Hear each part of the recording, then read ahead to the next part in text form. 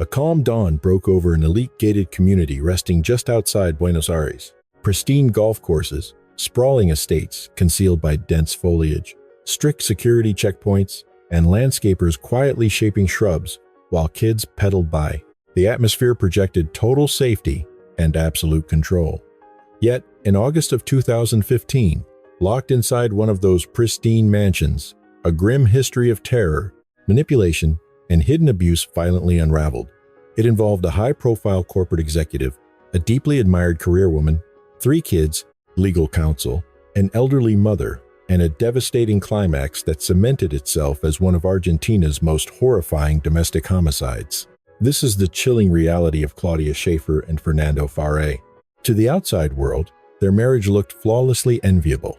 He navigated the elite circles of high-end cosmetics and prestige fragrances. She flawlessly juggled a demanding executive position, raising a family, and managing an expanding private enterprise. Their lives bounced between a sophisticated downtown penthouse and a leased property within Martindale Country Club, a sanctuary symbolizing extreme wealth, seclusion, and luxury. This tragedy compelled an entire nation to confront a deeply unsettling truth. Domestic brutality pays absolutely no mind to tax brackets, academic pedigrees, or prestigious zip codes. The darkest evils can easily fester behind wrought iron fences and flawlessly sculpted lawns. For Claudia, the horror culminated inside a barricaded walk-in closet in broad daylight, while attorneys and a 70-something woman pleaded desperately from the hallway.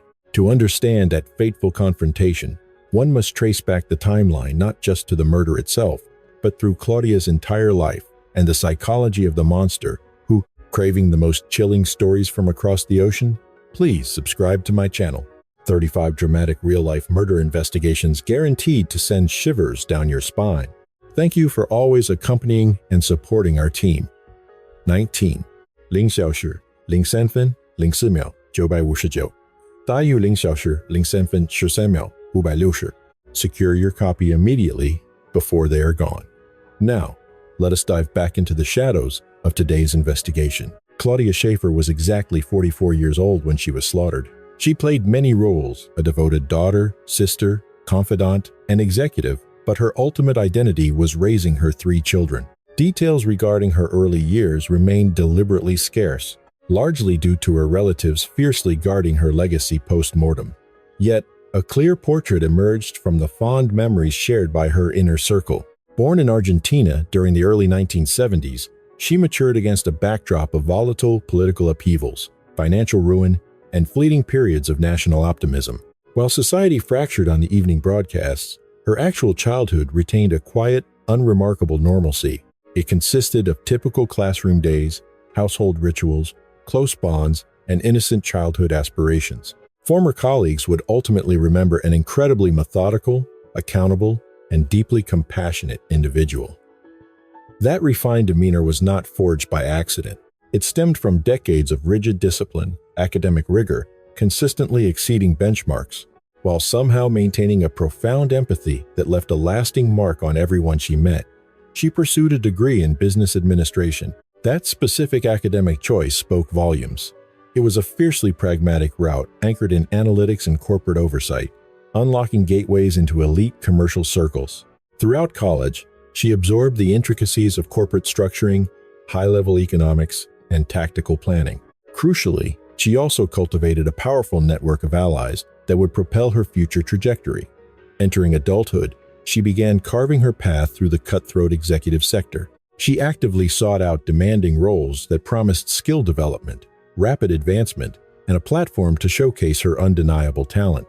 Eventually, she secured a position at Bodega Salentine, a prestigious vineyard, steadily climbing the ranks to become the board's trusted secretary. Such an appointment required unwavering loyalty, absolute secrecy, and surgical precision. She orchestrated high-stakes briefings, managed critical contracts, and guarded highly classified corporate intelligence. Co-workers from that era uniformly recalled her as an unshakable, highly capable force, a professional who executed her duties flawlessly without manufacturing office politics, always maintaining profound respect for her peers.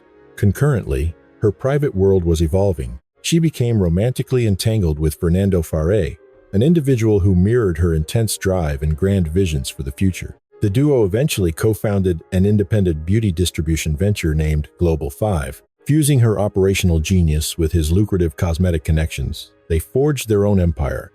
But stepping into motherhood violently shifted her reality yet again. Welcoming 3 kids over the ensuing years, her entire universe rapidly recentered around their well-being. Those closest to her painted a picture of a fiercely protective, relentlessly committed parent. She managed the late-night studying, coordinated the extracurriculars, orchestrated the parties, and fought to maintain a flawless facade of normalcy, even as her marriage began silently disintegrating. To any casual observer, her existence appeared to be a masterclass in juggling heavy obligations. Her mornings were dominated by executive vineyard briefings or managing the startup. But as the sun set, she transitioned flawlessly into handling her kids, domestic duties, and the relentless grind of family life. She flashed bright smiles for the camera, planned vacations, and desperately tried holding the fractured pieces of her household together. Yet behind closed doors, that pristine facade concealed a much darker, quietly escalating domestic nightmare. Grasping the true nature of their toxic bond requires looking back at the man Fernando Farré was, long before his name became synonymous with murder. By 2015, Fernando Gustavo Farré was roughly 52 years of age. Raised in Argentina, he chased the classic trajectory of a fiercely ambitious corporate climber hungry for prestige. He earned his degrees in public accounting and business administration from the Universidad Católica in Argentina. A stellar academic record eventually propelled him to the United States, where he secured an MBA from the Thunderbird School of Global Management. Armed with elite credentials, he spent decades carving out an impressive executive resume spanning retail, marketing, and the high-stakes fragrance sector. His corporate footprint included heavyweights like Carrefour, a stint in consumer banking, and leading market development initiatives for Coca-Cola. Pivoting to the beauty industry, he climbed the ranks at L'Oréal to become their luxury products marketing director. The role immersed him in global campaigns and elite brands. His relentless climb continued through wine marketing, ultimately landing him as Latin American director of exclusive fragrances for Avon. By 2010, he hit a professional pinnacle, securing the general manager title at Coty, overseeing Argentina, Chile, and Uruguay. Floating in a world of high-end cosmetics, his daily reality morphed into a blur of A-list celebrities, exclusive runways, and premium flights. Former associates paint a picture of a man utterly intoxicated by this elite, glamorous lifestyle. He obsessively documented encounters with prominent public figures, reveled in VIP travel, and craved the image of a titan. His entire sense of self was seemingly anchored to corporate prestige. Back in 2006, the couple jointly launched Global 5, a boutique fragrance and cosmetics distributor. This venture provided them a personal empire to manage alongside his demanding corporate obligations. To outside observers, they were the ultimate power couple, highly educated, wildly successful, seamlessly bridging the corporate and entrepreneurial worlds. But the polished surface eventually fractured. Mere months before the murder, Coty abruptly terminated his executive contract. Despite a massive financial payout, the sudden strip of power devastated him. Stripped of his corner office and title, he felt utterly emasculated. He subsequently required psychiatric care for severe depression, anxiety, and crippling panic. Heavily medicated, he shifted focus to Global 5, while the domestic dynamic steadily mutated into something unrecognizable. His fragile ego, an obsessive need for dominance, and the terrifying prospect of financial ruin brewed a highly volatile poison. This darkness refused to stay contained, inevitably bleeding out to smother Claudia and their kids. In their early days, Fernando and Claudia were merely 2 vibrant professionals chasing shared dreams. They built a beautiful life together, welcoming 3 children. They settled down in a luxurious Buenos Aires apartment, eventually securing a sprawling rental property at the elite Martindale Country Club in Pilar. Their lifestyle featured frequent international getaways, exclusive gatherings, and top-tier private education. To the outside world, they represented the absolute pinnacle of high society suburban normalcy. Sure, they bickered, but what marriage doesn't? From a distance, the subtle red flag simply blended into the background. The true horror only materialized once the dinner guests departed and the deadbolt slid shut. Court testimonies from former household staff would later expose a chilling, cyclical pattern of abuse. Fernando was prone to explosive outbursts, ruthlessly degrading Claudia with venomous insults and calculated psychological warfare. Often, that relentless fury was weaponized against the children, turning the family home into a volatile minefield. Recognizing these weren't fleeting tantrums but a suffocating reign of terror, Claudia quietly began capturing his unhinged rants on her cell phone. When juries eventually heard those tapes, they were met with a chillingly cold, domineering voice designed to break her spirit. Claudia could be heard desperately clinging to reason, attempting to shield her children from the devastating psychological crossfire. But the torment wasn't purely verbal. It eventually morphed into grim physical assaults. During one particularly horrifying episode unfolding right before the kids' eyes, the sheer brutality pushed Claudia to involve authorities. She bravely filed a formal report with the Supreme Court's Office of Domestic Violence. With every violent clash, Claudia's internal dread intensified. She began confessing dark premonitions to her inner circle, explicitly stating her absolute terror that he was going to murder her. To her confidants, these terrifying claims felt incredibly extreme, perhaps even slightly paranoid. They were shielded by wealth, legal retainers, and gated communities, after all. Yet, her morbid gut feeling was flawlessly, fatally correct. Pushed beyond her limits, she finally packed up the children, abandoned the Martindale estate, and fled to their downtown apartment. Legal boundaries were drawn when she secured an eviction mandate, stripping him of his residency, followed by an injunction curtailing his proximity. Their fractured marriage became a bureaucratic battlefield, sparking fierce litigation over accumulated wealth. The fracture devastated his ego. The collapse of his domestic life, sudden unemployment, and looming financial ruin felt like a slow-motion wreck. Evading all accountability, he became completely obsessed with dominating the narrative. He demanded absolute authority over prime real estate and child visitation, fiercely manipulating the public optics of their ruin. That protective legal shield silently vanished mere days before the ultimate catastrophe unfolded. Yet, an unshakable dread lingered. She navigated every unavoidable interaction through legal proxies and heavily monitored rendezvous. Erasing him from their kids' lives felt wrong, but safeguarding her own physical survival remained the absolute priority. Walking that tightrope proved fatal by August 2015. In those final weeks, the settlement disputes escalated into psychological warfare. Mediators fiercely debated the ultimate fate of the sprawling Martindale estate, along with the flat, Global 5, and various investments. This was never just a simple accounting dispute. To the disgraced husband, these were the pillars of his masculine ego. To his fleeing wife, they meant pure survival. Despite ongoing psychiatric intervention and heavy prescriptions, he lingered ghost-like at the Martindale property, alternating between dark isolation and parental check-ins. His mother, in her 70s, worried deeply yet maintained a blind maternal allegiance. The patriarch and his brother formed a tight orbit, constructing a shield of denial instead of staging an intervention.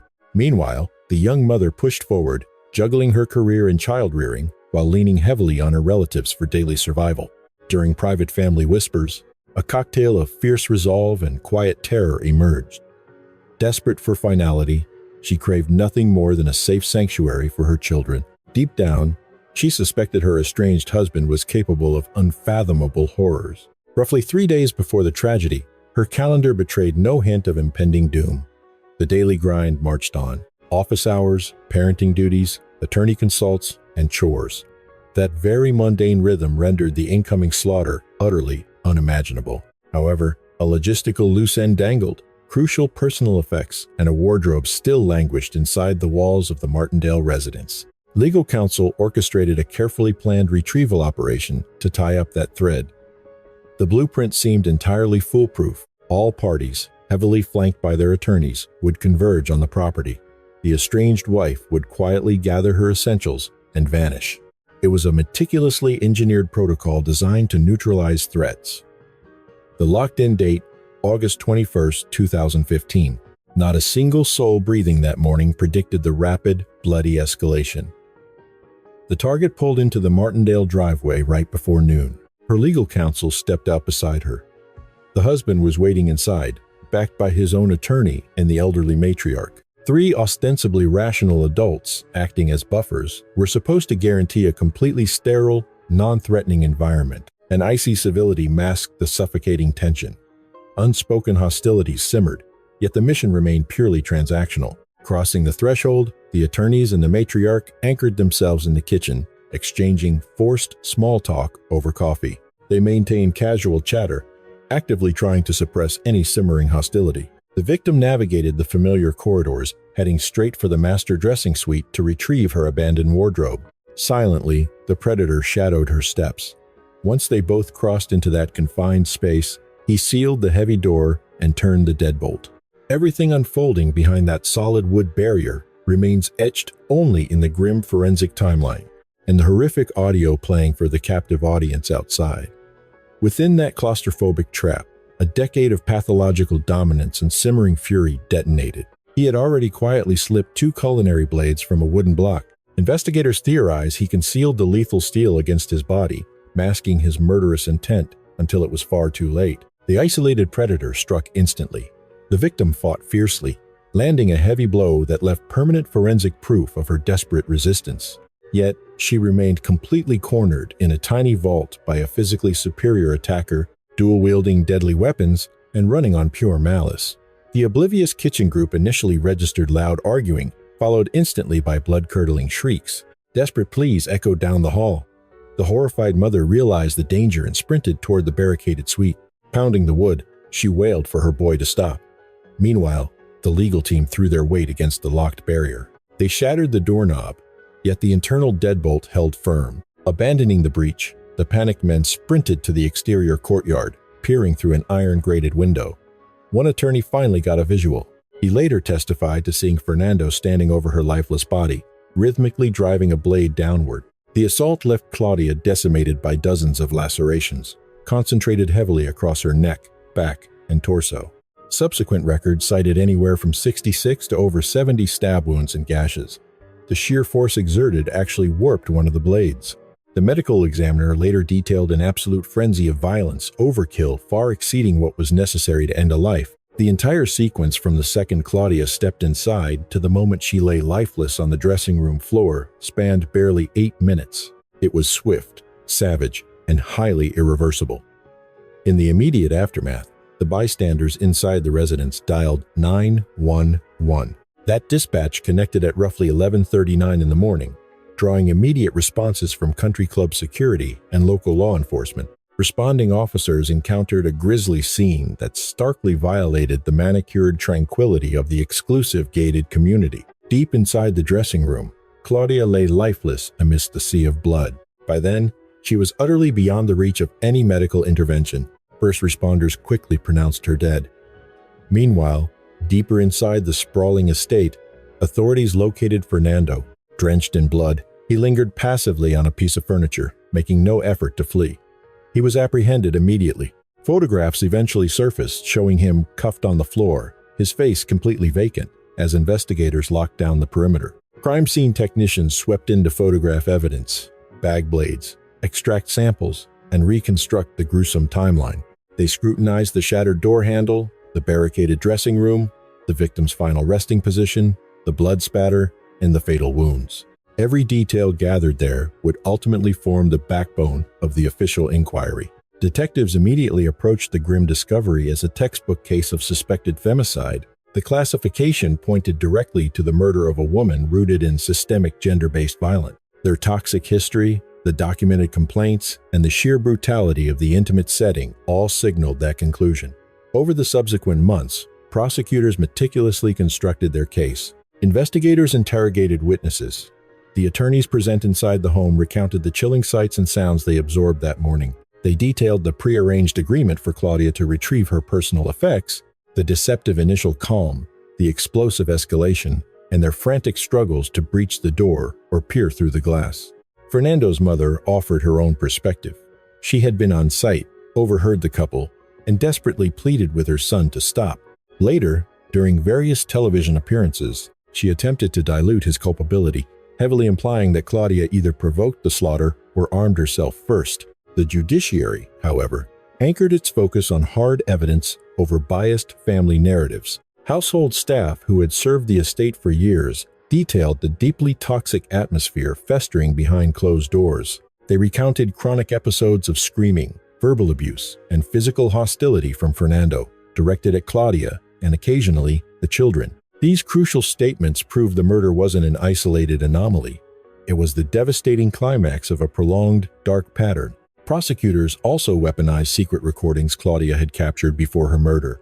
The audio exposed Fernando relentlessly attacking her verbally, exerting control and degrading her. She documented these harrowing encounters as a fail-safe, perhaps hoping to finally expose her hidden nightmare to the outside world. Pathologists and forensic experts methodically analyzed the corpse, the murder weapons, and the blood-soaked scene. They meticulously tallied the lacerations, mapped their traumatic trajectories, and definitively established the timeline and cause of demise. They searched for defensive gashes across Claudia's extremities, grim indicators that she had fought desperately for her own survival. They uncovered an overwhelming amount of defensive trauma. Detectives also dug into Fernando's psychiatric history, unearthing previous therapy sessions and a trail of prescription medications. The lingering mystery was whether his psychological state during the slaughter could legally mitigate his ultimate culpability.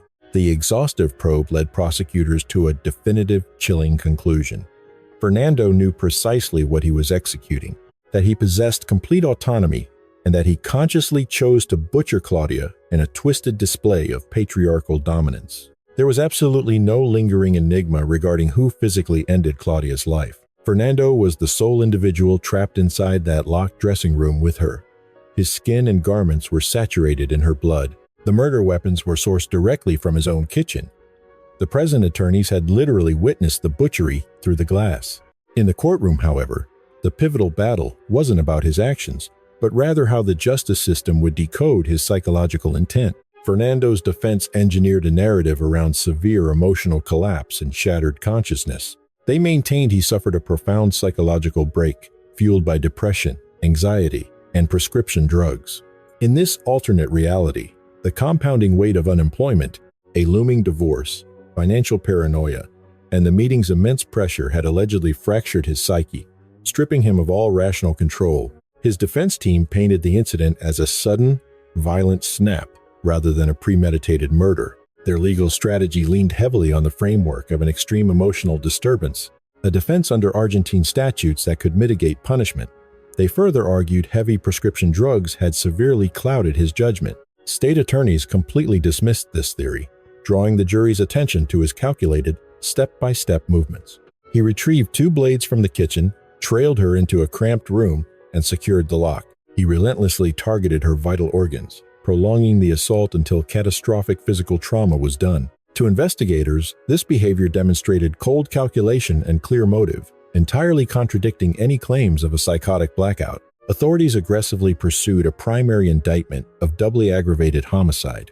The specific enhancements involved their spousal relationship and the explicit component of gender-based violence, classifying it as femicide.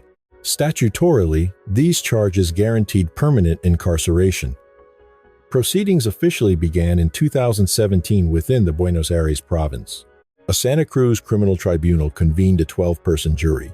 6 men and 6 women were impaneled to weigh the chilling evidence and determine Fernando's fate. The sterile courtroom served as the final stage for everyone involved in the tragedy. Fernando sat flanked by his counsel, positioned directly across from state attorneys and legal advocates fighting for Claudia's loved ones. Reporters, domestic abuse advocates, and deeply divided relatives packed the tense viewing gallery. Over the course of the hearings, prosecutors meticulously laid out a dark timeline constructed over nearly 2 years. They started by dissecting their toxic marriage, introducing audio tapes, accounts of chronic abuse, and statements from household staff. The state detailed her desperate pleas for intervention, the protective orders she secured, and her haunting premonition of her own murder. Focus then shifted to the fatal afternoon, anchored by eyewitness accounts from the residents, grim autopsy findings, and brutal crime scene forensics. Individual after individual took the oath, bringing the harrowing reality to light. Maids recounted the psychological decay within the home, noting how the environment had slowly morphed into a suffocating, hostile trap. Her family shared intimate details of her constant terror and her desperate hopes for a fresh start once the divorce finalized.